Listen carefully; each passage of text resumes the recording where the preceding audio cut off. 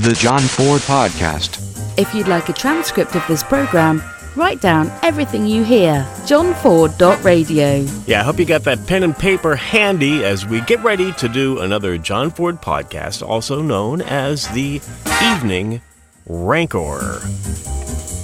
God, I love that groovy 1950s radio production music. That just rocks.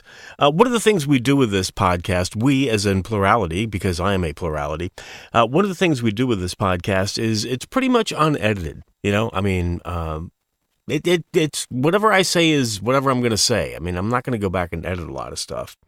One of the things I wanted to talk about today was I came across a news item last night about a DJ, God bought it, everybody, a DJ in Canada, in Winnipeg.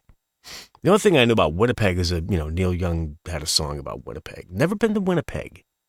I don't know if I ever want to really even go. There may be some great stuff in Winnipeg. I have no idea. Anyways, this disc jockey, the guy by the name of Dave Wheeler, who he alleges that when they hired him for a gig on the radio station there, they hired him to be, a shock jock. They hired him to be controversial, to say controversial things, to say things that will piss people off, that will really get them going. And he did just that, and they fired him. So, and the crux of the story is, he's now suing them for wrongly dismissing them, for wrongly dismissal, for $1.4 million. And I read, I think one of the websites I was looking at, he was making over $300K a year. That ain't bad, man. Who knew you could make $300,000 a year working on radio in Winnipeg? I would have done that years ago. Hallelujah. So the guy got in trouble. Yeah, I guess he's been in trouble before. But, let's face it, they probably did hire him to be controversial. I mean, who wants a boring, banal radio host? Somebody that's, there's nothing worse than those guys that are just your friendly, chummy pal in the morning and they never say anything to offend anyone. If you're going to do comedy, occasionally you're going to have to offend somebody. And, I've never heard the guy's show, so I really don't know much about it. But I'm sure they hired him to have controversial views, It's probably exactly what they yeah. Anyways, he was let go in July. He's now suing them for $1.4 million. $1.4 million. You lose. And his lawsuit, he says the radio station hired him to be controversial and then promoted him that way. I'm sure he's probably correct. Well, what did he do to get fired? Essentially, he was talking about transgender individuals. Hey, I'm very libertarian, man. Whatever floats your boat, however you want to live, go right ahead. Not that you need my permission. See? All right. Right. That's the whole thing. You don't need anybody's permission. But he was relating it to the movie that Scarlett Johansson, this came out about a month ago. Scarlett Johansson was going to do a movie where she played a transgender role, the transgender community, whatever that is, right? I always hate that. The white guy community. It sounds silly, right? Mm-hmm. The Christian community. Like as if they all agree about everything.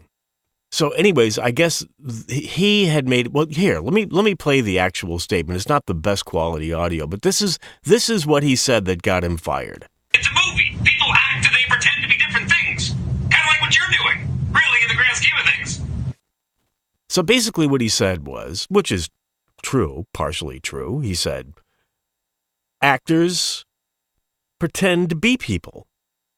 And the concept that somebody was upset because a straight woman, allegedly, I guess, I don't know, couldn't tell you about Scarlett Johansson, I think that's who it was, that a straight woman cannot play a transgender person. I mean, nobody got upset with what was it, Brokeback Mountain a few years ago, which was a big thing, won all kinds of awards, everybody loved it. Heath Ledger, Jake Guggenthal, Jake Guggenthal, I guess they're both straight, whatever that means. They like women. Hallelujah. I guess. I don't know.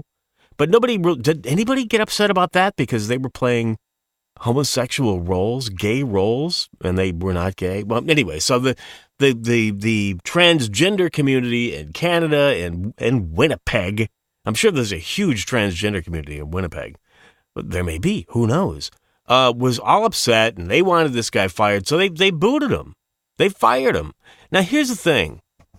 I couldn't imagine doing radio today with how you're expected to just, back off on everything. Man, the stuff I used to do when I did morning radio, talk radio, not so much. But when I did morning radio, I mean, I could, like, for example, I used to have this one bit. I couldn't imagine doing this bit today where the stockbroker was an illiterate African-American man, and he would just ramble through the stock market data, the real stock market data. But he just sounded like, I don't want to say typical, he sounded like an illiterate Southerner who also happened to be an African-American. And people loved it. They thought it was funny as hell. But I couldn't imagine doing that today. And there was a time when I was a program director of a talk station when people would call you up and complain and say, I can't believe, did you hear what Joe Blow said on your radio station? I can't believe you would let him say that. I'd let them go on and on and on. He should be fired. He should not be allowed to say that. And then when they finally calmed down, I would say, here's the thing, madam or sir. The fact that he got you upset enough for you to call me shows that he hit your button. This proves to me that this person is doing his job. He's getting out there, he's being controversial, and he's giving you a reason to listen. So if you want to call and complain more, it just proves to me that he should be in the position that he's in. Do I feel sorry for this guy that got fired in Canada? Well, maybe. I don't want to lose his gig. Do I think that was a fireable offense? No. Seems to me there's probably something else behind that. Fireable offense? What he said? It's a movie. People act and they pretend to be different things. Kind of like what you're doing. Really, in the grand scheme of things. So he's saying transgender people are just pretending to be something else. That's neither here nor there. Is it offensive? I don't know. Look, man, people need to grow a skin. Right?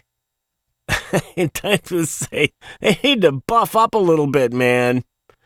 If you're so easily offended, look at it from a psychological viewpoint. It's your thing to deal with. It's not somebody else's thing that said it to deal with, man. You have to deal with your own world. I'm offended. Man, if I got, that upset about everything that offends me every day, the stuff I watch on TV is so banal. These TV shows, American Idol and all these stupid reality shows. That's offensive. Talk about offensive. I'm offended. Am I going to go out and protest? No, I'll just turn the damn thing off. I'm sorry if my show's offended you. And since we're talking about being offended, next time around, we're going to take a look at Halloween costumes that are really getting people, oh my God, offended. I'm the happiest guy. He's the luckiest guy. 'Cause I just bought a new Ford. From a wonderful dealer. Wow, what a dealer! For a Ford or a fine used car.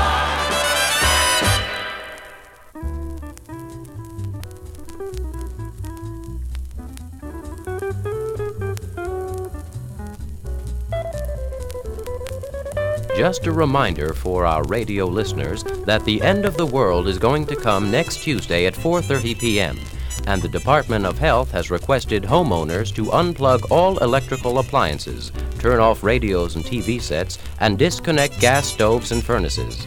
The post office recommends that you mail early in the day, and for those with automobiles, alternate side of the street parking will be suspended. That's the end of the world next Tuesday at 4:30 p.m. Mark it down. The John Ford Podcast.